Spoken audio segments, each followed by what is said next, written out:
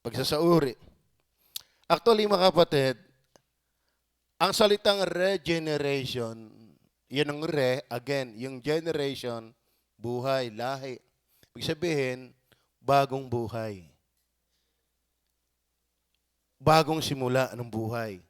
Kaya ang tawag yan ay bagong kapanganakan. Bakit bagong kapanganakan? Except a man be born again, he cannot see the kingdom of God. Bakit? Ang ating unang kapanganakan, mga minamahal sa physical, ay naalipin, winasak ng kasalanan at hindi pwedeng magmana ng kaharian ng Diyos. Kaya kinakailangan mo uling magsimula. Ipanganak na muli. So tayo kumuha muna yung narrative of regeneration. Ano ba yung tawag dyan? Ano ba kasi kung tutusin, yung salitang regeneration, 2 beses lang yan binanggit sa Bible. The word regeneration. Yang isa ay sa Matthew 19:28. Yang isa nga yung ating binasa, Titus 3 verse 5. 2 lang yan. Halugugin mo sa Bible, wala sa Old Testament. Sa New Testament lang at 2. Matthew 19:28 and Titus 3 verse 5. Pero may magkahiwalay pang pakahulugan. Yung Matthew 19:28, yun ay aktual na sa pagbabagong lahi. Ibig sabihin, sa pagdating ng Panginoon sa kanyang paghahari, yun ang aplikasyon. Pero ang Titus 3 verse 5, ang aplikasyon talaga niyan, may kaugnayan sa kaligtasan. Ibig sabihin, ang tao na hindi pinanganak na muli, hindi ligtas. Kaya mahalaga po ito. Ano ho?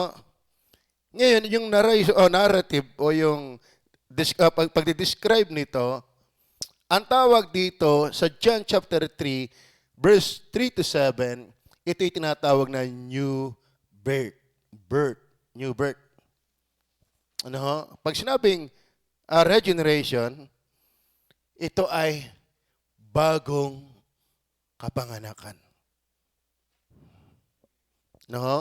Kaya sabi niya kay Nicodemo, maliban na ang tao'y ipanganak na muli, hindi siya makakakita ng kaharian ng langit. Maliban.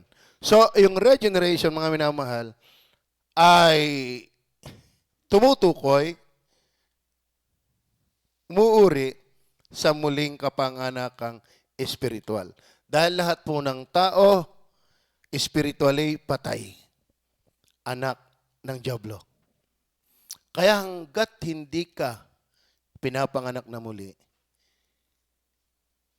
matigas at masakit na salita, hindi ka anak ng Diyos, hindi ka pa sa Diyos. Lahat ng tao ay belong to God by creation, but not by regeneration. Ano ho? Dapat maintindihan po natin yan. Actually, doon sa James 1:18, mahaba yung John 3. Basahin natin po ang James 1:18. Ano po ang sabi ng Biblia? Magbasa naman po tayo ng konti. Para tayo mamura. James 1:18. Kasi ito po ay inilalagay natin sa ating GC. Siguro itong mga ito, wala pa kayo sa GC. Sa doctrine, pwede kayo magpalagay doon. Ang sabi diyan, sa kanyang sariling kalooban, kanya tayong ipinanganak sa magitan ng salita ng katotohanan upang tayo maging isang uri ng mga pangunahing bunga ng kanyang mga nilalang. Sa kanyang sariling kalooban. Malalim din yung pangungusap niyan. Hindi sa kalooban mo naganap yan, kundi sa kalooban ng Diyos. So, 1 Peter chapter 1, verse 23. Tingnan nyo dyan. Yamang ipinanganak kayong muli. Tingnan nyo ha? Ang kausap ay malalaki na. Physically. Pero siya ipinanganak muli. Hindi sa binhing nasisira, kundi sa walang kasiraan sa pamamagitan ng salita ng Diyos. Ang binhi ng Diyos para ipanganak ang tao muli sa Espiritu ay ang salita ng Diyos. Kaya napakahalaga na ang tao ay makinig talaga ng salita ng Diyos. Kasi yan ang kakasangkapanin ng Panginoon para yung anak ni Satanas, para yung makasalanang winasak ang buhay, ay magkaroon ng pagkakataong magsimula ang buhay sa isang bagong simula, yung kapanganakang muli. Ano ba kaya nakaka-boring ang buhay pag hindi ka pinapanganak na muli? Walang pagbabago. Nakakaumay. Kalakaran ng mundo. Alipin ng sanglibutan. Alipin ng kasalanan. Pero pag ipinanganak ka na muli, may bagong buhay. May bagong pagnanasa. May bagong gawi. May bagong pananaw. Are you there? So yun po. Ang tawag din po din ay spiritual quickening or resurrection. Pag sinabi regeneration, new birth, spiritual quickening or resurrection. Isang araw magra-rapture. Di ko alam kung kailan, pero sabi ng Bible, malapit na. Ang bansang Israel ay talagang magulo na doon. So, kasi ang tawag sa doktrina ng rapture ay imminent. Imminent ba yun? Ibig sabihin, any moment, pwede siyang dumating. At ang kanyang pagbalik yung rapture, sa isang kisap mata, lahat ng mga namatay kay Kristo ay bubuhayin at yung mga mukhang patay kay Kristo ay kukunin din. Sa isang kisap mata. Amen? Ngayon, yung mga namatay kay Kristo, magkakaroon ng spiritual, physical resurrection. Kasi patay eh. Pero bakit ang tawag sa regeneration ay spiritual resurrection? Kasi patay din. Ano ba ang taong makasalanan? Patay spiritual. Patay po spiritual. Ano ho? Napaliwanag ko na naman sa inyo dati pa yan. Kaya, napakahalaga po ng kapanganakang muli para kayo pumunta ng langit. Kasi, patay ka eh. Hindi mo kaya. Efeso chapter 2 verses 1 hanggang 3. Mamaya kung makukuha yung necessity. Nandun po yung tala ng tao'y patay, spiritual. Okay, impartation of new life. Impartation of new life. Yan din po ang pagdidescribe niyan, yung narrative niyan. Ang tao po ay nilagyan ng new nature. New nature. Garni po yan eh. Yung spiritual, o yung ating espiritong patay, na binuhay ng banal na espiritu, na umimpluwensya sa kaluluwa, na siyang kaluluwang yan ang nagpapasya ng pananampalataya kay Kristo. At nanampalataya kay Kristo, yan po'y napaugnay kay Kristo. Yung nature ni Kristong banal, nakaugnay tayo doon. So, ibig sabihin, kaya tayo may new nature kasi nasa atin na mismo ang Diyos. At tayo kaisa ni Kristo. Union with Christ ang tawag doon. Kaya tayo ang sanga, siya ang puno. Yun ang union. Tayo ang body, siya ang ulo. Ang church ang asawang babae, siya ang asawang lalaki. Merong union among believers and Christ. Yan ang new nature, impartation of new nature. Kaya tayo mga kapatid, ang isang tunay na pinanganak na muli, may bagong buhay. At yung bagong buhay na yan, yan ay ang Diyos mismo na tayo'y naugnay sa magitan ng pananampalataya, sa magitan ng pagkilos ng banal na Espiritu. Are you with me? Ngayon, kaya tayo ay napapalulong pa sa ML, at kung saan-saan pa, bakit? Meron tayong new nature, pero hindi pa tayo nawawala sa dating pagkatao. Mapapaltan pa yan pagdating ng rapture. Kaya meron tayong new nature, merong old nature. Tama ba? At yan ang naglalaban base sa Romans chapter 7 and Galatians chapter 5 verse 19 hanggang 23. Yan ang magkalaban. Pero kailan tayo nadatngan ng new nature? At the moment na tayo ipinanganak na muli. Ay there. So, kayo ba may bagong buhay? Ano, ang kailangan natin bagong buhay, hindi bagong reliyon. No? Ang kailangan natin ay ang Diyos sa ating buhay. Saka kanya itatama, igagay sa tamang samahan. Impartation. Tingnan po natin ang 2 Peter chapter 1, verse 4. Ano sabi po ng Biblia? Na dahil dito'y ay pinagkaloob niya sa atin ang kanyang mahalaga at napakadakilang pangako upang sa magitan ng mga ito'y makabahagi kayo sa kabanalang mula sa Diyos. Nakabahagi tayo ng kabanalang mula sa Diyos. Yamang nakatanan sa kabulukang nasa sanglibutan dahil sa masamang pita. Tayo po'y nakabahagi ng kabanalang mula sa Diyos. Kumbaga, si JM nakabahagi ng hawig sa Ninong Kune. Ang tingin ko siya ang junior eh. Tingnan nyo, parang silang pinagbiyak. Si Jay ang laman. Yeah? Oo. Yung mga style eh. Alam mo, paglaki na yan, siyang siya. Wala ring ngipin. Ano? So, mapapansin po natin, tayo na ipanganak ng Diyos, nabahaginan tayo ng kanyang nature. Kaya hanggat hindi pa nagra-rapture, hindi tayo 100% na dati. Pero na tayong kalikasang pang-Diyos. Ano? At pagka tayo na-rapture, purong-puro yun. Tama.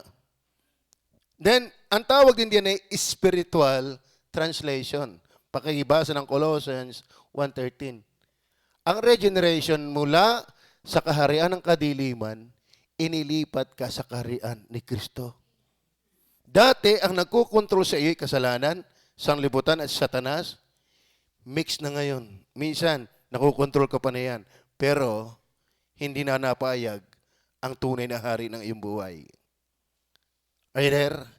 Dahil inilipat ka na sa tunay na kaharian. Kasi di ba, except a man be born again, he cannot see. Pagdating ng verse 5, nor enter into the kingdom of God. Ibig sabihin, nung ipanganak na muli, nakapasok ka na doon sa kingdom of God. Na kung saan doon si Kristo ang hari. Yun ay spiritual. Yun ay spiritual na paghahari ng Panginoon sa buhay ng kanyang ipinanganak. We are now no longer belong to the kingdom of darkness, to the kingdom of Satan, but translated unto the kingdom of His Son. Ano masabi ni John? Colossians 1:13?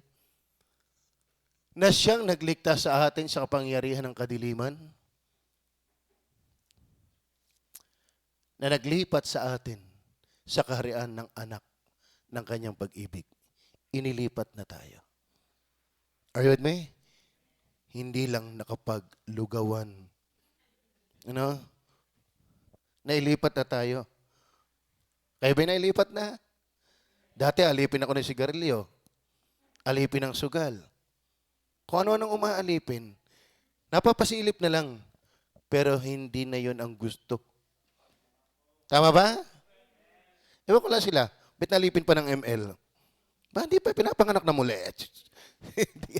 Napuntos ko. Ito mo, binabagabag kayo doon. Kasi hindi na yun ang iyong purong buhay. Tama? Hindi na tayo ngayon nasaklaw na puro ni Satanas. May sumasaklaw na tayong pinakamaganda at pinakamakapangyarihan. Yung Diyos sa ating buhay. Are you there? Oo. Eh ngayon, kaya minsan na naghahalo pa yan dahil tayo na sa teritoryo pa ng mundong makasalanan. Tama? Pero hindi ito ang ating main territory talaga. Where tayo naglalakbay lang dito. Pero tayo, spiritually speaking, wala na si sistema ng mundong ito. Are you there? And then, ang tawag din diyan ay flesh, di pa? Circumcision in the heart. Circumcision in the heart. Ang tawag din sa regeneration. Kaya bagaman iisa yung regeneration na salita, pero marami itong hahambingan. Katulad ng mga panalita, paglalarawan. Ano ho? Ano sabi ng Deuteronomy 30 verse 6? Sige, hindi ko nabubuksan ang aking Bible. Diyan na lang. Deuteronomy chapter 30 verse 6. At tutuliin ng Panginoon mong Diyos ang iyong puso. Hindi puso. Itong mga ito, ibang usapan yan eh. Kaya hindi ho kabastusan niya dahil ang Panginoon bumanggit yan eh. Kaso lang hindi yung hindi sa lalaki, kundi yung puso. Kasi ang nakakalungkot sa lahi ni Abraham, marami doon nagpa-circumcise. Pero hindi circumcise ang puso. Ngayon ano sabi? At ang puso ng iyong binhi. Anong layunin? Upang ibigin mo ang Panginoon mong Diyos ng iyong buong puso. Ibig sabihin, hanggat ang tao ay hindi circumcised in the heart, hindi regenerated, hindi born again, hindi spiritually quickened, ano yung tao dito? Balat kayo lang ang pag-ibig sa Diyos. Sabi, na may anyo ng kabanalan, ngunit tinatanggihan ang kapangyarihan nito. Kumbaga, kalakaran lang pero hindi na kaya magpakatotoo. Alam sa totoo na ho, hanggat hindi ka ligtas, hindi mo kayang maging totoo sa Diyos. Ay ang kailangan pa naman ng Diyos ay sumasamba sa Espiritu at katotohanan. Tama ba? Kaya wala hang mananamba ng Diyos na hindi pa born again. Are you there? Walang totoong mananamba ng Diyos, walang totoong nagmamahal sa Diyos hanggat hindi pa ipinapanganak na muli or circumcised in the heart. Tingnan niyo po ang Philippians chapter 3 verse 2 and 3. Nandiyan po ba kayo? Maganda po ito. Kasi marami nakikiborn again, di naman niya alam yan. Ano? Magsipag-ingat kayo sa mga aso. Kita mo yan? Magsipag-ingat kayo sa masasamang manggagawa. Magsipag-ingat kayo sa mga pagtutuli. Kita mo yan? Verse 3. Sapagkat tayo ang pagtutuli. Sino kinakausap? Mga believers sa Philippians. Na nagsisasamba sa Espiritu ng Diyos at nangagmamapuri kay Kristo at walang anumang pagkakatiwala sa laman. So, sino ang pagtutuli? Yung sumasamba na sa Espiritu. Yung may kamalayan na. Yung may pag-ibig na. May paghanga na. Pinanganak sa Espiritu. Kasi mayroon na tinatawag na spiritual awareness. So, yan po. And then, flesh. Roma muna. Roma, chapter 2, verse 28 and 29. Basahin din po natin. Romans, chapter 2, verse 28 and 29. Sapagkat sa hindi Hudyo kung sa labas, sapagkat nagmamapuri ang hintil, ang Israel sa hintil. Sapagkat sa kanila ang pangako, ang Misaya, ang oracle, lahat naka-address sa Israel. Kaya parang ang piling ng Israel, kami lang ang maliligtas. Yan din po ang esensya ng Book of John. Kaya mayroong for God so loved the world, yung John 3:16. Kasi alam lang ng Israel, sila lang maliligtas. Pero sa totoo na, may pinili ang Diyos sa lahat ng buong bansa. So hindi naka-address lang sa Israel. Ngayon, nagmamapuri ang Israel sa hintil. Kaya ganito ang pangusap ni Pablo, sapagkat siya ay hindi Hudyo, kung sa labas lamang, kung ba yung mga hintil. Hindi siya Hudyo. Ni magiging pagtutuli, yung hayag sa laman. Pero pagdating ng verse 29, datapwat si Hudyo sa loob. At ang pagtutuli ay yaong sa puso. Sa espiritu, hindi sa titik. Ang kanyang kapurihan ay hindi sa mga tao, kundi sa Diyos. So, ang kapanganakang muli, yung regeneration, ay pagtutuli sa puso. Yan ang katumbas na paggamit. Bagaman isa yung regeneration, pero yung description niya, pag di-describe nito, ay malawak. Are you there? Higit sa lahat, kulang pa ito kung tutusin, ay yung flesh heart. Ito ang equivalent din ng regeneration. Yung flesh heart na sinasabi sa Ezekiel 36, verse 26 and 27. Tingnan po natin. Are you listening? Tingnan nyo ha. Kapag ang tao hindi ligtas, ang tanong nyo, bibigyan ko rin naman kayo ng bagong puso. Saan galing yon? Hindi sa school. Hindi sa magulang. Hindi sa government. Galing sa Diyos. At lalagyan ko ang loob ninyo ng bagong diwa at aking aalisin ang batong puso sa inyong katawan. Ibig sabihin, hanggat ang tao hindi ligtas, hanggat hindi napapalitan ng bagong katawan, ng bagong puso, sa pagiging makasalanan, ang tao talaga ay bato ang puso. Tama? Kaya ang tao ay matigas kausap sa Diyos. Hindi mo mapasunod sa Diyos. Kasi kaya ang sabi ng Deuteronomy 30 verse 6, tutulin ko ang puso nyo para mahalin nyo ang Diyos. Bakit hindi mo mahalin ang Diyos? Bato ka nga. Patay pa. Pinaghaharian pa ng kadiliman. Pero kapag ikaw ay pinanganak na muli, ang batong puso hindi niyan namamayagpag. Kundi ano? At aking bibigyan kayo ng pusong laman. Kaya ang tunay na anak ng Diyos, hindi yan kayang mabuhay ng palaban sa Diyos. Hindi na siya bato. Sa pera na lang. No? Pero ang kanyang puso hindi. Verse 27. At aking ilalagay ang aking espiritu sa loob nyo. Ibig sabihin, hanggat hindi pusong laman, hindi pwedeng nandoon ang Holy Spirit. May bagay na paglagyan ng Holy Spirit. Kailangan ka munang lagyan ng bagong buhay para tahanan ka ng banal na Espiritu. Yan ang regeneration. Maliwanag ko ba? So, yan yung narrative of regeneration. Number 2, necessity of regeneration. Papatak na po tayo dito. Sa necessity. Pag sinabi necessity, tingnan po natin ang John 3:3. John 3 verse 3. Hanggang 7. Pakibasa nga po ninyo. Handa? Lahat? Basa.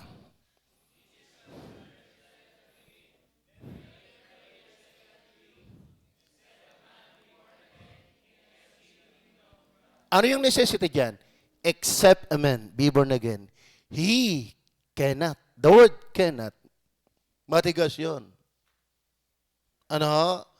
Hanggat ikaw ay hindi pinapanganak na muli, hindi ka spiritually quickened, hindi ka nalalagyan ng impartation of new nature, spiritual translation, circumcision in the heart, flesh, heart, you cannot see the kingdom of God.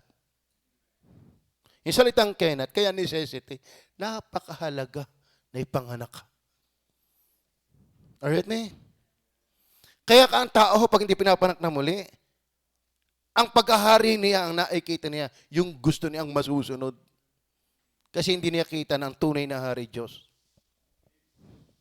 Are you with me?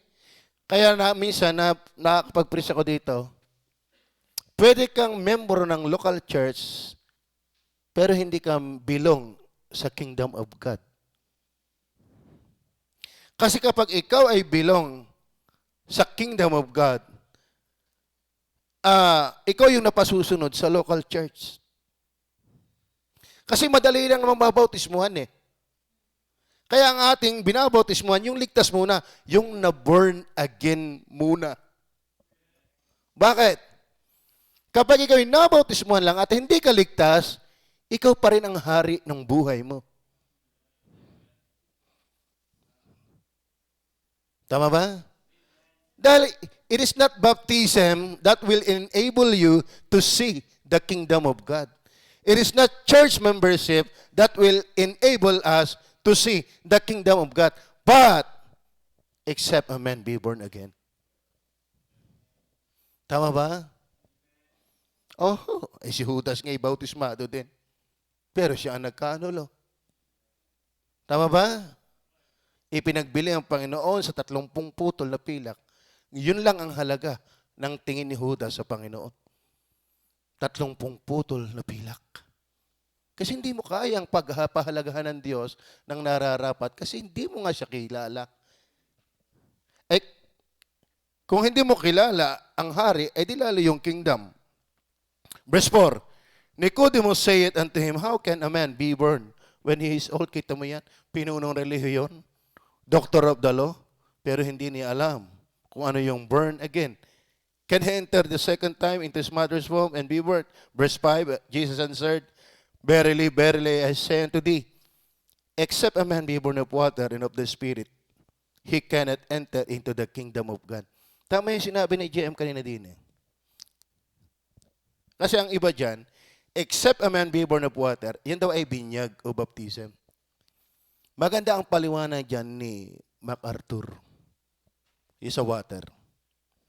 Except a man be born of water and of the Spirit, he cannot enter into the kingdom of God. Ano ibig sabihin ng water? Ang ating katawan po ay water. Malaking porsyento ay water. Kaya tama sinabi ni JM, kung hindi ako ipinanganak ng tatay, ng inay, muna, hindi ko makikilala ang Panginoon. Maging tao ka muna bago ka ipanganak uli ng Panginoon. Tama ba? Oo. Yan ho ang tama diyan. Ngayon, ang puntos, except, lagi natin yung except. Ibig sabihin mga kapatid, hindi ka talaga papasok sa kaharian ng Diyos at sa ilalim ng pagkahari ng Diyos sa iyong buhay hanggat hindi ka ipinapanganak na muli. Are you there? The question is this, are you born again? Pastor, ako'y baptist. Hindi ho ako born again. Ayaw ba, tayo ang tunay na born again? Are you there? Ang tunay na born again, ano yun? Bagong buhay, pinanganak na muli. May spiritual na kamalayan. Inilipat na mula sa pagiging kadiliman tungo sa paghahari ni Kristo. Ngayon, dinidin lang natin dito ay kung hindi ka ipapanganak na muli, ay hindi ka makakakita ng kaharian ng Diyos. So ngayon, bakit nandun yung salitang hindi, and cannot? Kasi, ilalim po ng ating pag-aaral, ang tao, kaya imposible, ay nandun po sa kalagayang total inability of man in sin. Kaya except a man, he cannot. He cannot. Bakit he cannot? Nasabi na pa yun ng sisi. Pero lawakan mo ang silip sa Bible, kaya pala he cannot. Ang tao sa pagiging makasalanan ay disabled spiritually. Totoo yan. Hindi lang naman physical may disability. Ang matinding disability ay spiritual disability. Are you with me? At lahat ng tao, sa kanyang sarili, hindi niya kayang, ipanganak na muli, baguhin ang kanyang buhay. Kasi totally disabled by sin. At ang dami pong talatahan yan. Kaya na lang po ako mag-isa-isa. Pag binasa natin lahat yan, 6:00, hindi pa tayo tapos. But pinapatutunayan lang natin na may mga talataan na talagang ginawa ng kasalanan ng tao'y disabled. Spiritually. Are you with me? Hindi nga sa inyo, disabled na rin. John 3:19. John 3:19. Magbasa tayo ng isa. Talagang holy hour pagka ganito. Kasi mahirap naman ako mag-preaching din kaya nga tayo doctrine. Pero pag nakita ko lagi yan, baka nga mapilitan. Okay, John 3, verse 19, ano sabi diyan? At ito ang kahatulan na naparito ang ilaw sa sanglibutan at inibig pa ng mga tao ang kadiliman kaysa ilaw sapagkat masama ang kanilang mga gawa. Verse 20, sapagkat ang bawat isa na gumagawa ng masama ay napupuo sa ilaw at hindi lumalapit sa ilaw. Hindi talaga lalapit ang tao. at hindi kayang lumapit. Kasi ito, tatandaan nyo ha, ang tao'y hindi lang makasalanan, kundi masaya sa kasalanan. Kaya ayaw nilang lumapit sa ilaw, baka masaway sila. Kasarap ng Mobile Legend. Tama ba? Kasarap ng sigarilyo, kasarap ng babae, kaya ako lalabas pa yun noon, di ako ibabawalan. Kaya ang tao'y hindi lang makasalanan, sila'y masaya sa kasalanan. Kaya ang halagang ipanganak ka na muli, hindi ka totoong lalapit kay Kristo hanggat hindi ka pinapanganak na muli. Kasi hindi mo naman ini-enjoy ang Diyos, pit mo sa lalapitan. Hanggat ang tao'y hindi ligtas, ang ini-enjoy niya ay kung ano yung ayaw ng Diyos. Tama ba? Totoo yan. Hanggat hindi kayo pinapanganak. Well, tayo ba may pleasure pa sa sin? For a moment. But not for life. Tama? Ang Christian may pleasure sa sin, but for a moment. But not for life. Are you with me? Opo. Pero ang unsaved, ang liwanag po ng talata, sapagkat ang bawat isa na gumagawa ng masama ay napupuot sa ilaw. Kala mo kaya lahat ng makasalanan, haters of God. Tingnan nyo, bakit? At hindi lumalapit sa ilaw. Bakit? Upang huwag masaway ang kanyang mga gawa. Totoo na ho. Wala hong unsaved na tatagal sa loob ng simbahan na ang mga membro ligtas. Bakit? Ay, ang salita ng Diyos ay matalas yan. Tama ba? Kaya kung ikaw ay natagal sa ganitong lipon, praise the Lord, purihin ang Panginoon. Kung ba noon pa nga, naglalarawan ako sa inyo, halimbawa itong building na ito ay ikinulong ang aso at ang tupa. Ikinulong sa loob ng 1 taon. At ang ilalagay ay damo. Sinong tatagal sa loob ng kulungang ito? Tupa o aso? Sino? Ba't ang aso hindi tatagal? Hindi niya pagkain ng damo. Tama ba? Ilagay mo dito ang unbeliever at believer at puro pangaral ang salita ng Diyos. Sino tatagal? Unbeliever. Nakakalungkot naman yan. Ano? Walang tatagal na hindi pinapanganak ng Diyos sa pangangaral ng salita ng Diyos. Ba't puro rebuke yan eh? Puro yan puro pagtutuwid. Puro banat ito sa kinagawian nating kasalanan. Tama ho ba?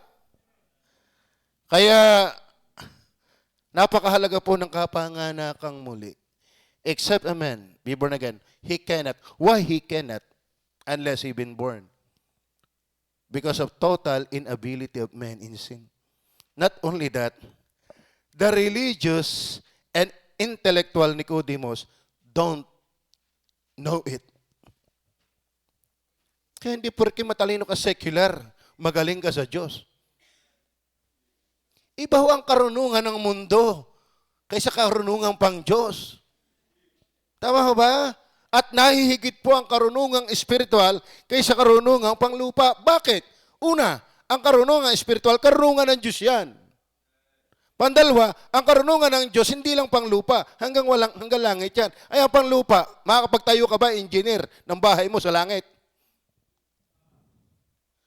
Wala na, hindi na, obre, pinag-aralan mo doon ang pag-engineer. Hindi na. Okay, mga teacher, kayo magtuturo pa ng math doon?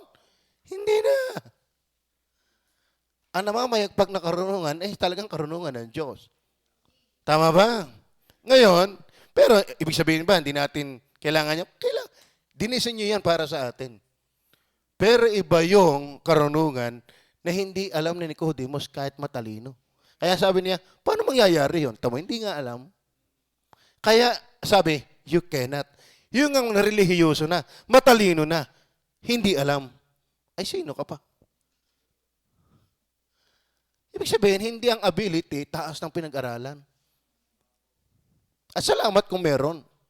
Pero hindi mo yan pwedeng ipagmalaking, okay, alam ko ang Diyos dahil ako'y nag-aral dyan. Sa dami nag-aral yan, hindi pa rin naiintindihan. Kaya nga may mga kultong relihiyon. Bakit? Nag-aaral pero hindi nakaabot sa katotohanan. Kasi yung pagkaalam ng katotohanan, biyaya yan. Hindi yan na-acquired. Yan ay imputed. Yan ay given. Are you with me? Men! Hindi. Nagbabasa ko ng men. Abay, ayos din pala yun. Hindi ba? Men! Ayos yung inyong yan. Nagising yata kayo doon. Okay. Men cannot, ito, kung bakit, except a man be born again, he cannot. Why? Man cannot be the author of both physical and spiritual birth. Naintindihan niyo ba yan? Ako, gusto ko sanang masundan si Utoy. Pero, tumarabaho ka na kung hindi pa kalooban ng Diyos. Tama ba? Kasi sabi din naman Psalms 127, except the Lord build a house. Pagdating ng verse 3, iniugnay na, narito, ang bata ay gantimpalang mula sa Panginoon. Naintindihan niyo ba yun? Ibig sabihin, hindi automatic na kayo yung nag-asawa, kaya mo magkaanak kung di ka bibigyan ng Diyos. Bakit? Hindi mo kayang gumawa, maglikha ng buhay. Sa part ng magulang yon, di lalo sa part ng ginagawa. Naintindihan niyo ba yun? Hindi ako ang gumawa ng aking buhay. Hindi ako ang sanhi kung bakit ako ipinanganak ng aking inay. Dahil sa aking inay at sa tatay, kung wala ang Diyos na magiging sanhi, walang iloy. Tama ba? Ayun ang biologically speaking, ang tatay at inay, kung walang divine intervention, walang iloy. Di lalo yung iloy, nagagawa ng iloy sa kanyang sarili, lalong imposible. Naintindihan niyo ba yun? Kaya imposible ang kapanganakan kung walang Diyos. Ma-physical o ma-spiritual. Naintindihan niyo ba yan?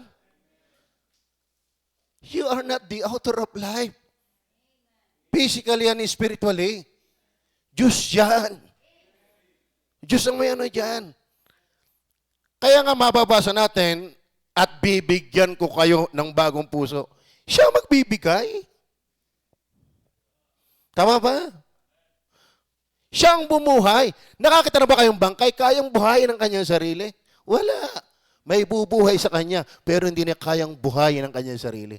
Gayan din ang kapanganakan. Kaya hindi mo kaya, he cannot. Kasi hindi mo kayang mabuhay.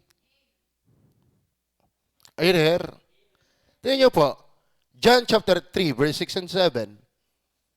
John chapter 3, verse 6 and 7. Ang ipinanganak ng laman ay laman nga. Tingnan niyo ha? Di ka tayo pinanganak ng laman? Pero hindi automatic na ikaw ipinanganak ng laman, ipinanganak ka na rin sa Espiritu. Ay pinanganak lang naman ay laman nga. Pero ang prinsipyo, even ng kapanganakan ng laman, hindi ikaw ang cause. Hindi ko yung sanhi o dahilan. Ikaw ay bunga, pero hindi ikaw ang dahilan. At ang ipinanganak ng Espiritu ay Espiritu nga. Tignan niyo, pinaghambing. Pinaghambing yan. Pinagdais. Kapanganak ang laman, kapanganak ang Espiritu. Ipinakikita mga kapatid, na ang laman at ang Espiritong kapanganakan hindi nag-origin sa tao, kakayahan. Kaya except a man be born again, he cannot. Ay there. Kaya minsan kita ko doon sa debatehan kinukulto na alin ang unang pananampalataya, buhay o pananampalataya. Sa kanila, kulto na una muna ang buhay bago ang pananampalataya. Ikaw daw yung manampalataya muna para ikay mabuhay. Ang tanong ko naman, paano ka mananampalataya kung hindi ka nga buhay? Tama? Alin ang una, new birth or faith? In order for you to be born again, believe. But how can you believe if you are not yet been born? Eh, are you with me? Alin ang nauna? Buhay o iyak? Sa bata. Kita mo ang bata pag pinapanganak, pinapalo eh. Hindi ka nagbayad ng utang mo. Ah! Wah! Kaya pala bata pa lang may utang na. Ano? Alin ang una? Buhay o iyak? Buhay. Hindi iiyak yan kung walang buhay. Ang iyak niya, ang evidence ng life. Your repentance and faith is the evidence of life, not the cause of it. Are you with me? Alin na tama doon? Kasi iba yung kapanganakang tinutukoy ng John 1:12 and ng John chapter 1:13. Ang John 1:12 is for adoption. Ang verse 13 is regeneration. Dalawang klaseng proseso ng pagiging anak ng Diyos. Pero ang isa sa pagiging anak ng Diyos, anak ka ng dyablo, inampun kang maging anak ng Diyos. Dahil nanampalataya ka. Pero ikaw ay naging anak ng Diyos, nanampalataya ka dahil ng regeneration. Ito nyo po, basahin natin muna John 1:12 and 13. Datapwat ang lahat ng sa kanya'y nagsitanggap. Oh, yan ho'y issue eh. Pinagbababagan na naman yan. Ay pinagkalooban niya sila ng karapatang maging mga anak ng Diyos. Digat mga anak ng Diyos. Dahil tumanggap, niliwanag yung pagtanggap sa makatuwid bagay ang nagsisampalataya sa kanyang pangalan. Yung palang salitang pagtanggap, hindi yung repeat after me. Kundi yung nanampalataya ka. Ngayon, pagdating ng verse 13, ano yung nag-enable para sa iyo manampalataya? Then, na mga ipinanganak, dahil tumanggap, na hindi sa dugo, ni sa kalooban ng laman, ni sa kalooban ng tao, kundi ng Diyos. Yung palang kakayanan mong manampalataya, hindi galing sa laman, ni sa dugo, ni sa kalooban ng laman, kundi sa kalooban ng tao. Hindi kalooban ng tao, kundi ng Diyos. Kaya sabi ng 1 Peter 1:23, sa kanyang sariling kalooban ay ipinanganak kayo. So, ibig sabihin, bakit necessity? Hindi mo kaya eh. Kundi ang Diyos ang mga anak sa iyo. Maliwanag ba yun? Minsan, kailangan lang pong linawin. Yung iba, nang huhusga na agad, di mo naiintindihan ang laye. Tama ba? Pag kinausap mo naman, hindi naimik. Pero husga ng husga. Ngayon, isa na ba? Men cannot be the author. Then, ito pa. Man physically is born in sin, dead spiritually. So, halos kaugnay na din. Ang tao hindi ipinanganak na banal at masigla sa Diyos. Nawala na huta. Actually, yung unang tao hindi naman ipinanganak eh. Napakapalad ganyan. Kaya, alam mo, nabalita ko, pinagdidibatihan din ito. Si Adan Hubay may pusod. Kalain mo yun, nag-i-split ang mga Baptist churches dahil lang pusod ni Adan. Bakit? Hindi naman siya ipinanganak eh. Anong puputulan ng pusod? Talaga naman. Ay nakakahiwa-hiwalay daw ang Baptist churches dahil sa pusod ni Adan. Kasi si Adan lang ho ang hindi dumaan sa proseso na dumaan sa ina. Ay, isang ina na dadaan. Siya nilikhang matured agad. Tama ba? Ayun ang matured na agad ay bumagsak pa, ikaw pa naman. Na dumaan sa pagiging baby. Tapos namulat pa sa pagiging makasalanan. So madali sabi, lahat ng ipapanganak galing kay Adan na magiging makasalanan, hindi kayo pinanganak na banal. Ang iyong tendency ay laging sa pawasak. Kaya nga dapat turuan habang bata pa. Yan ang sabi ng Bible eh. Diga? Kasi hindi ho automatic ang tao patino. Pasirayan. Hindi automatic ang tao pag ipinanganak papunta sa Diyos. Hindi pay ka Satanas yan. Bakit? Nagmana ho tayo ng kabulukan. Are you there? Kaya lalong bumabagsak. He cannot. Why? Wala ho tayong katutubong maka-Diyos na pagnanasa. Maging sa kapanganak. Ano sabi ni David? Sa kasalanan ay ipinaglihi ako ng aking ina. So, hindi ho kakanina ang kasalanan sa iyong buhay. Ipinaglilihi ka pa lang, may minana ka na. Paano mo kakayanin? Hindi. You are totally disabled. Dahil hindi ka naman kakanina inalipin at pinasok ng masamang kalikasan ng kasalanan. Binubuo ka pa. Kaya si Kristo lang ang Savior. Bakit? Siya pinaglihi sa Espiritu ng Diyos. Hindi siya pinaglihi sa kasalanan. Tama ba? Okay. And then, ang ating makikitang pahungli dyan, it is by grace of God alone to be regenerated. Without divine intervention, without divine quickening work, ang tao ay hindi niya kayang pumasok sa kaharian ng Diyos. Are you with me? At yung ikaw ay ipanganak na muli, sambahin mo ang Diyos. Kasi hindi mo nga kaya biyaya yan ng Diyos. Amen? Amen. Okay. Number 3, notions of regeneration.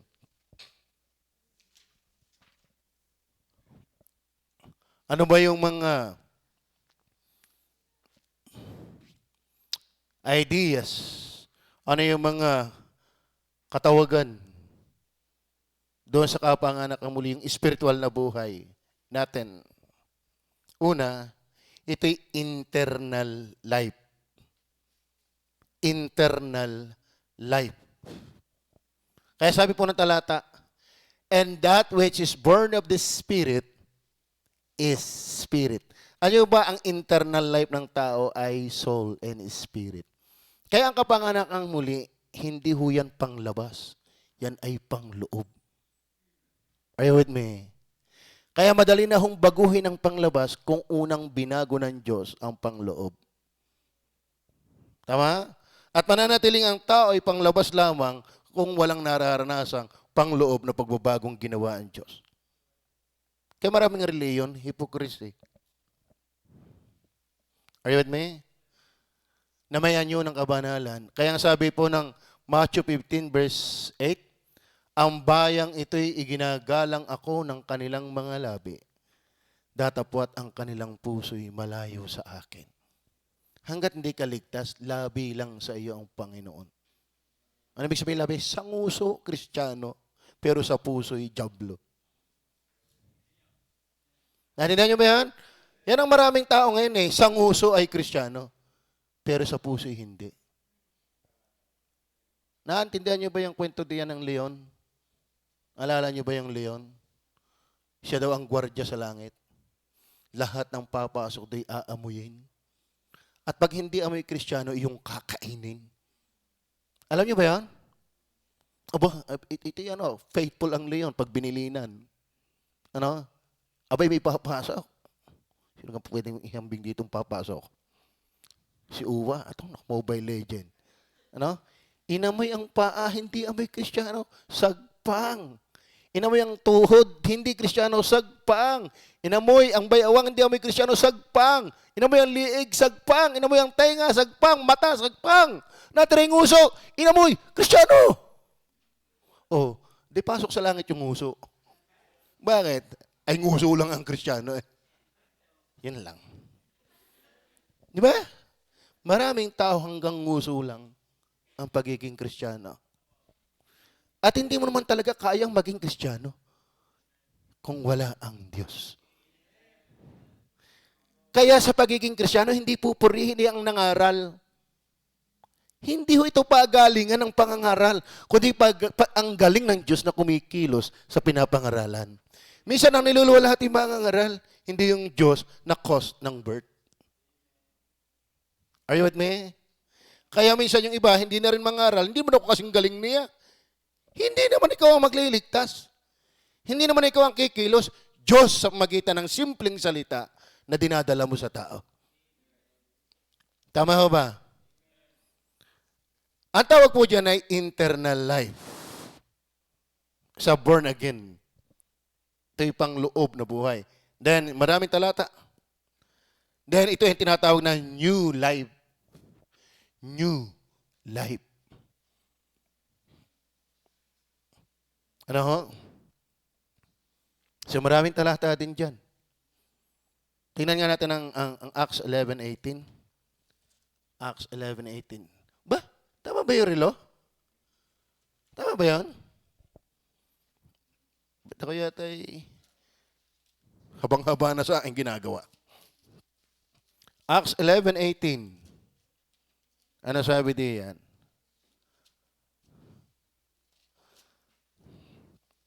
At nang marinig nila mga bagay na ito, ay nagsitihimik sila at niluluwalhati ang Diyos na sinasabi, kung gayo'y binigyan din naman ng Diyos ang mga hintil ng pagsisisi. Tignan nyo, ang Diyos ang nagbigay ng pagsisisi. Abay ngayon ay meron pong, iwan ko lang, meron hong lumalaganap ngayon na issue, sana hindi naman ako pinaparinggan, na meron daw pastor na hindi na natuturo ng pagsisisi. Sa palagay nyo, hindi ba ako nagtuturo ng pagsisisi?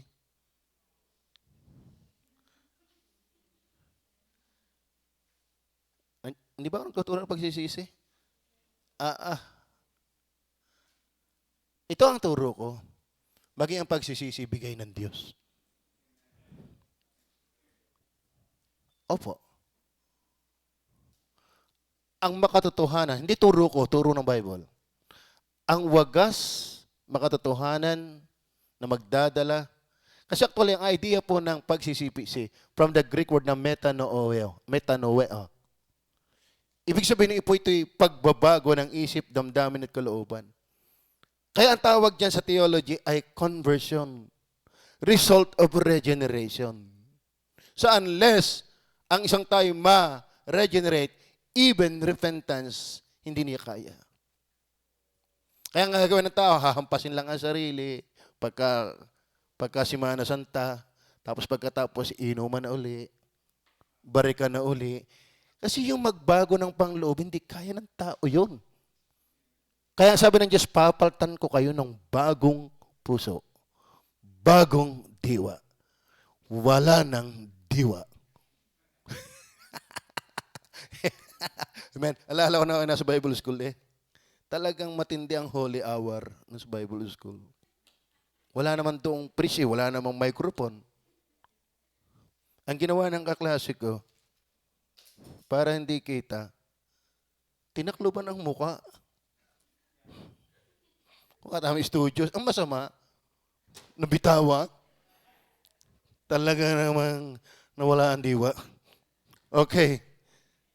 Si Jeffrey naman, ang ginagawa na yon para hindi antukin, ako'y binubuhat. Kaso lang pagkabuhat sa akin, siya ang tinawag mag-opening prayer. Sabi niya, Panginoon, salamat sa walang hanggang kalakasan. Salamat sa walang hanggang kalakasan. Kaloko ni Pastor Neo. Ano? Ay kababawalaan sa ay tinawag agad ako mag-pray. Tinawag agad siya mag-pray. Di yun ang nangyari. Kayo kaya akin tawagan din mag-pray. Ano? Hindi, naintindihan ko kayo. Marami sa inyo, sabi ni Joshua, wala pang tulog dahil ng Mobile Legend. Ano? Si Brother Albert, kausap ko rin yan kanina. Grabe po ang dinadaanan sa mga yan. Please pray for them. Ano? Iwan ko lang iba sa inyo. Ano nangyari sa inyo? Sister Nora, may sakit pa yan. Nagpipilit pa lang. Naunawaan kita sa iyong pagbagsak dyan sa Sahexis. Don't worry. Ako ay high priest. Marunong akong sumimpatya. Ano? Sapagkat tao din. Okay, so yun po. And then ito po yung true life. Ito po yung tunay na buhay. John chapter 3, verse 3 to 7, 1 Timothy 6:19. Ito rin po yung eternal life. Kaya sumampalataya sa buhay na walang hanggan, kasi pinanganak ka na muli. Are you there? And then lastly, ito yung abundant life. Bakit? Hanggang eternity ang buhay nito. Kaya mga kapatid, hindi ang tunay na abundant life, yung ikaw ay malaki ang bahay, hindi makaintindihan kung alin ang gagamitin sa sakyan pag Lunes. Pupunta lang ng CRE, nakakotse pa, ang lupit noon.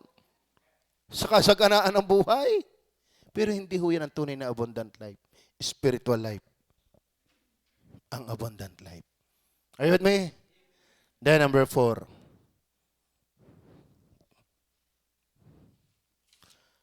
Una, narrative of regeneration, notions of regeneration.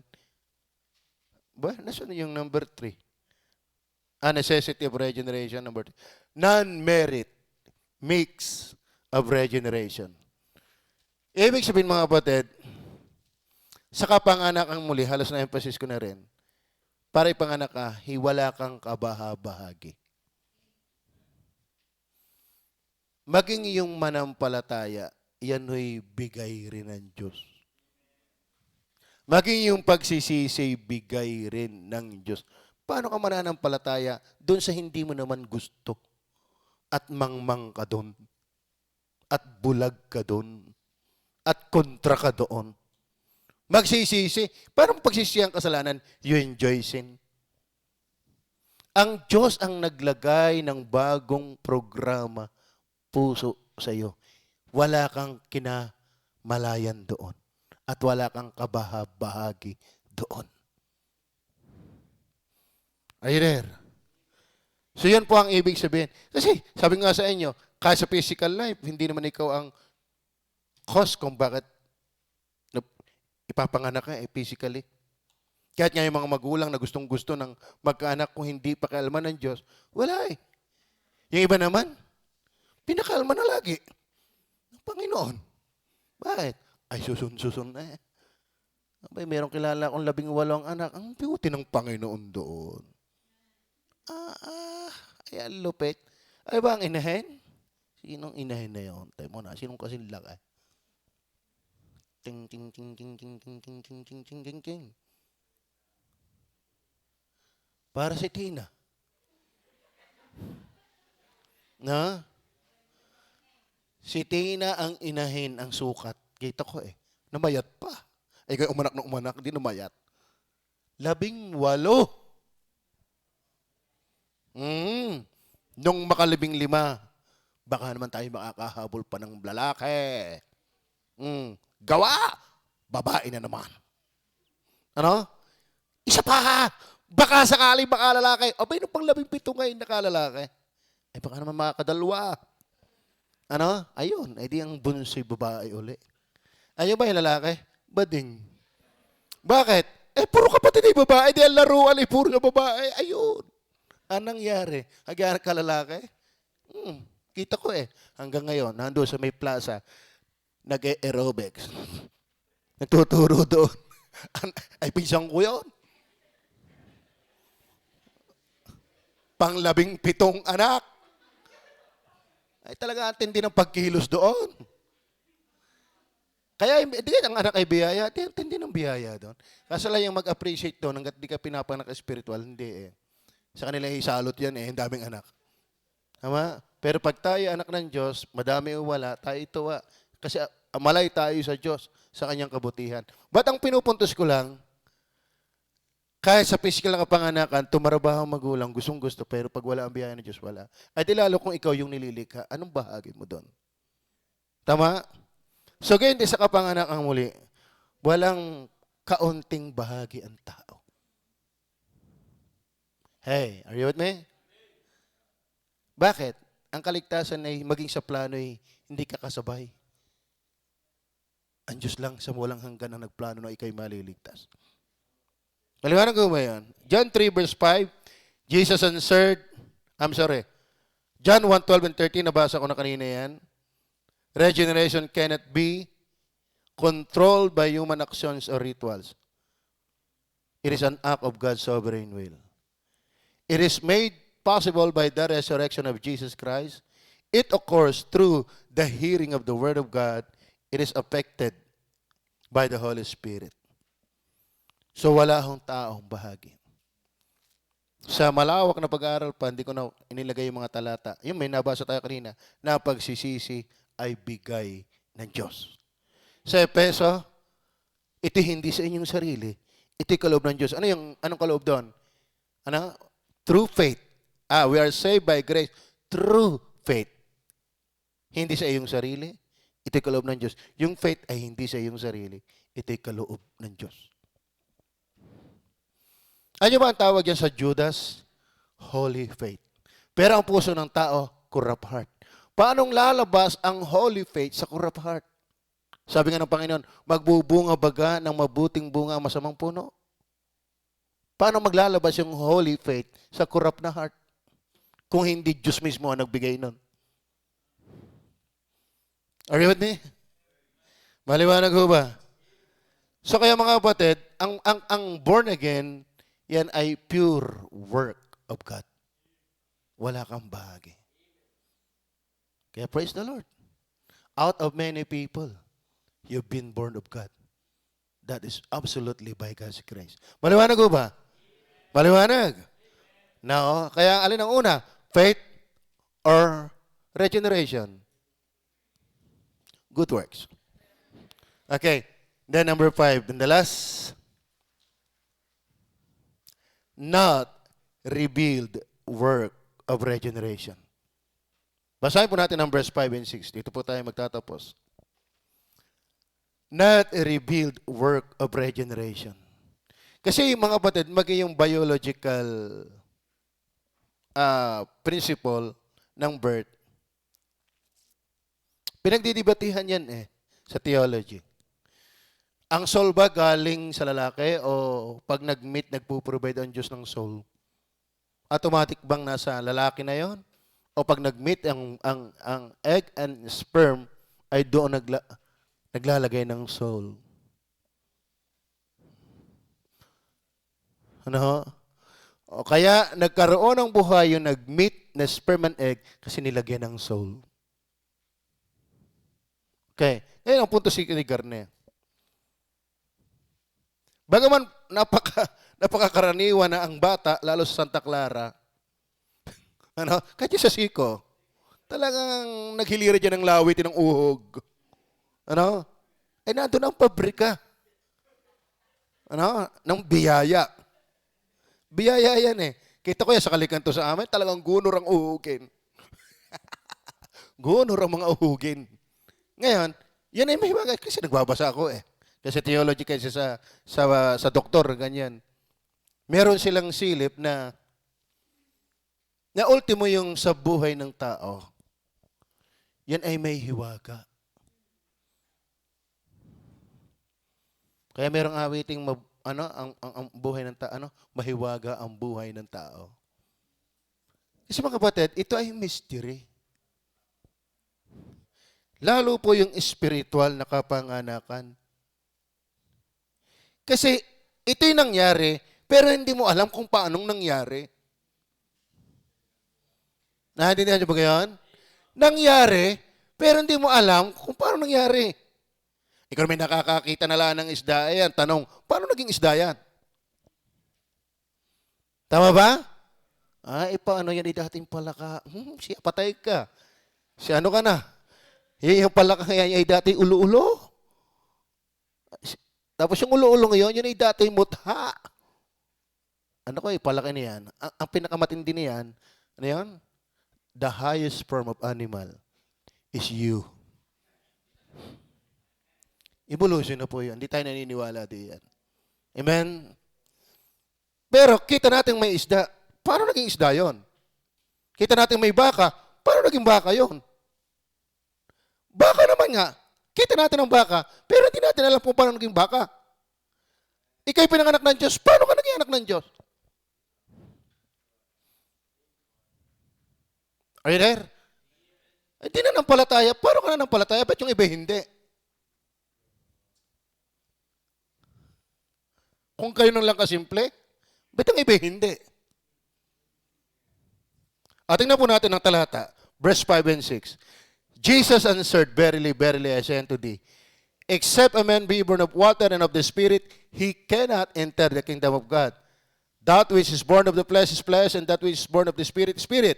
Verse 8, the wind blow it, where it listeth, and thou hearest the sound thereof, but cannot tell whence it cometh, and where it goeth.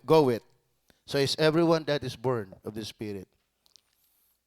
Ito'y, na kaming Bible school, kami napapatawa, nakakaiyamutan Siya ang kayo magaling sumagot dyan. Pastor Franklin. Ang sabi, saan galing ang hangin? Kaya ba alam niyo ba kung saan galing ang hangin? Ang sabi ni Pastor Franklin, sa paggalaw ng dahon. Di ka pag nagalaw ang hangin, ang dahon, nagkakahangin. Eh sabi ko naman, parang gumalaw yun. Dahil ang hangin, hangin pa rin. Ayo ba?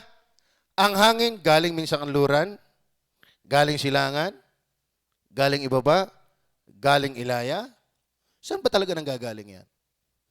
Alam natin may hangin, pero saan galing ang hangin yan? Saan nakatira yan? Mapuntahan.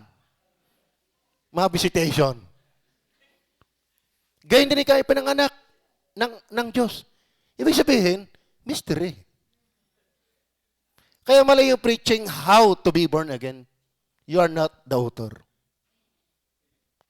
That is wrong title. How to be born again. Para bang idea, ikaw ang gagawa niyan. Ang magandang pamagat, how to know that you have been born of God. Kasi sabi dito, tingnan po ang talata, verse 8. The wind bloweth where it listeth, and thou hearest the sound. Ang alaman mo, may hangin kasi pakinig mo ang sound. Pero hindi mo alam kung paano magkagangin, saan ang galing. Ito ganito ha, alaman mo ang tayo pinanganak dahil ng result, hindi kung paano. Are you with me?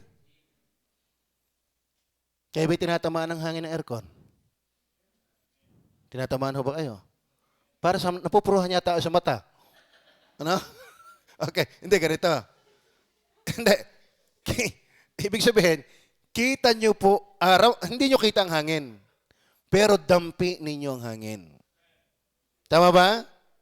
Hindi nyo kayang i-determine, ay, uyok, kita huli ko ang hangin. Hindi. Dama mo ang hangin. Ganun din ako pinapanganak na muli. Hindi mo alam kung paano, pero kita mo ang resulta. Are you there? Isa na sa resulta, ang bigat na ng Mobile Legend. Kung talaga pinanganak ka na muli, hindi ka mag-i-enjoy diyan habang buhay. Hindi mo alam kung paano, naging paano yon. Pero, kita mo na nangyari yon. Tama ba?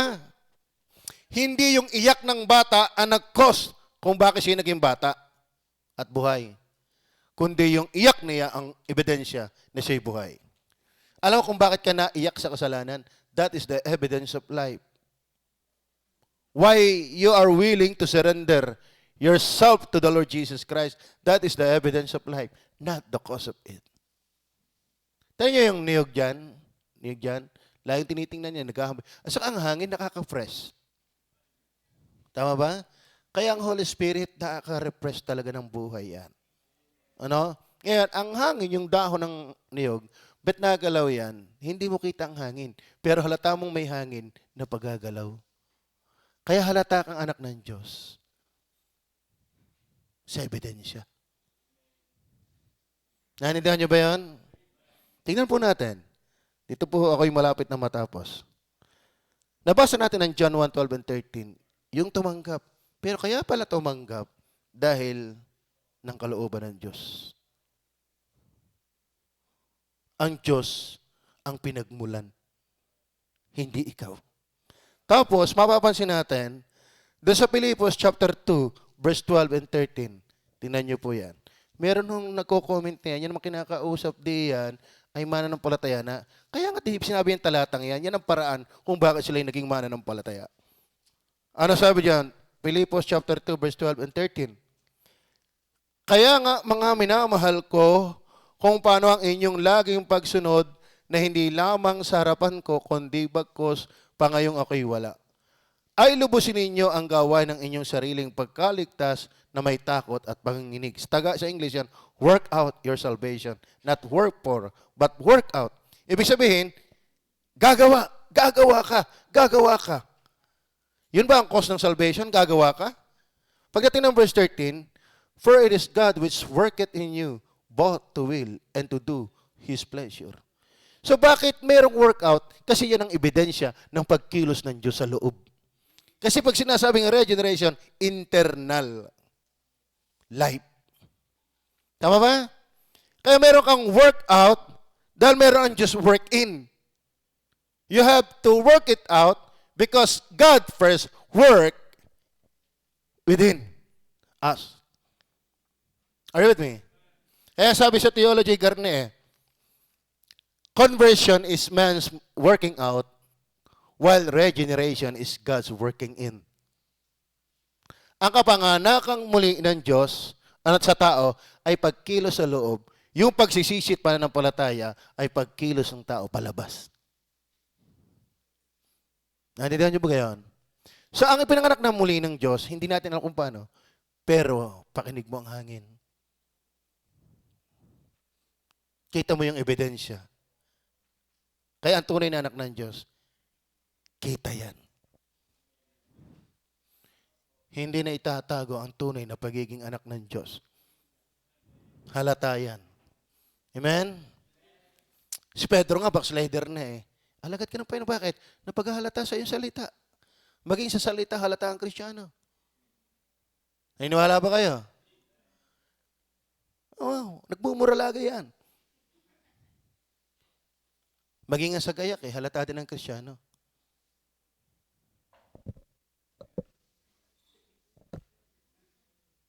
Tama ba?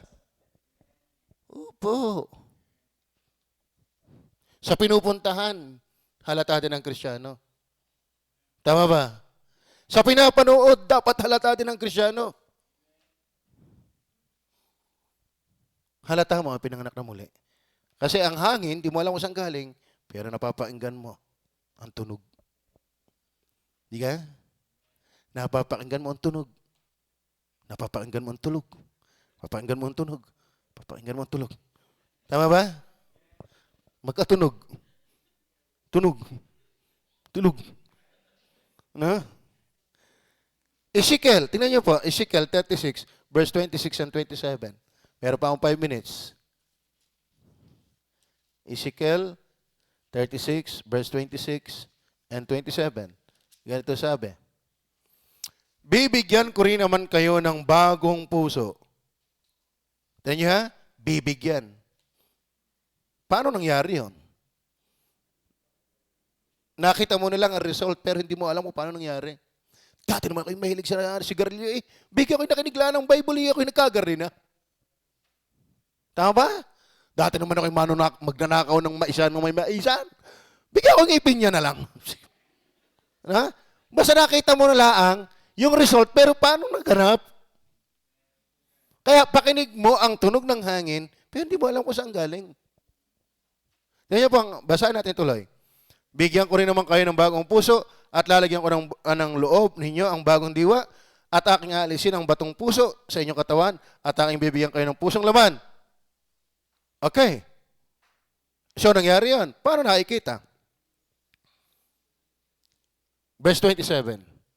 At aking lalagay ang aking espiritu sa loob nyo at palalakarin ko kayo ng ayon sa aking mga palatuntunan. Yung bagong puso at bagong diwa, kung paano inilagay ng Diyos yun ay siya nakakalam. Pero paano natin nalalaman? Pinalalakad ka na niya sa kanyang kalooban. Ang kita natin yung result. Hindi yung kung paano nangyari. Sana, kita na ninyo sa inyo na kayo pinanganak na muli. Are you with me? Talanggat hindi kayo pinanganak na muli, hindi ka pupunta ng langit.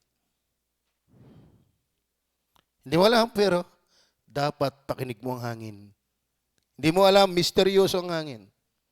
Hindi mo alam kung saan nakatira yan. Saan nga kaya nakatira yan? Yan kaya ano? Yan kaya ngay kailan nga? Yan kaya pagkabagyo lang ang totoong hikap? Saan nga kaya nakatira yung hangin? Kaya may nag-aaral na yan? Saan ba nakatira yung hangin yan? Sa dagat?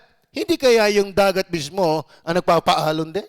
Ang hangin mismo. Kaya nalakas ang alon dahil ang malakas na hangin. Kasi taas naman, wala na. Bakit? Lutang na doon eh. Lutang na doon. Pag lumampas ka ng, yung sa ng gravity, lutang na doon, walang hangin doon.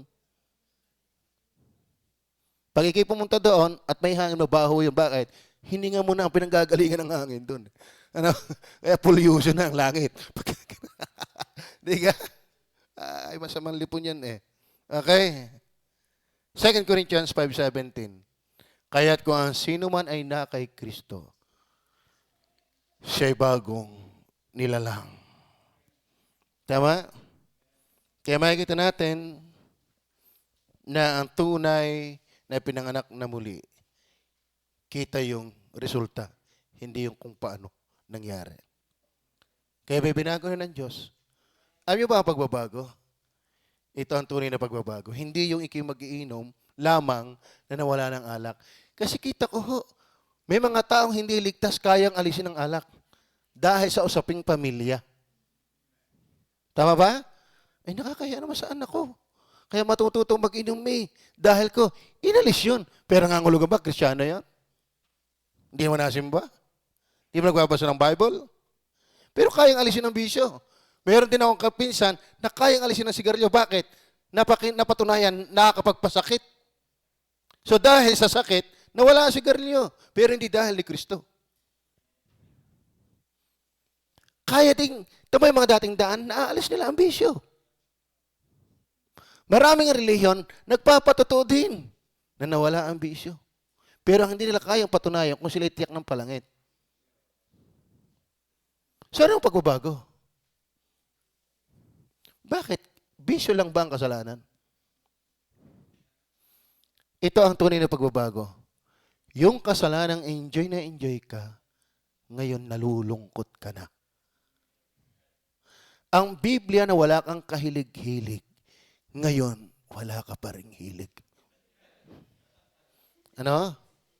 Ang Biblia na walang dating sa iyo.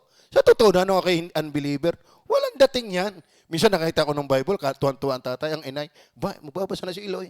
Hindi. Kinuha ko yung page na walang laman. Yung walang laman.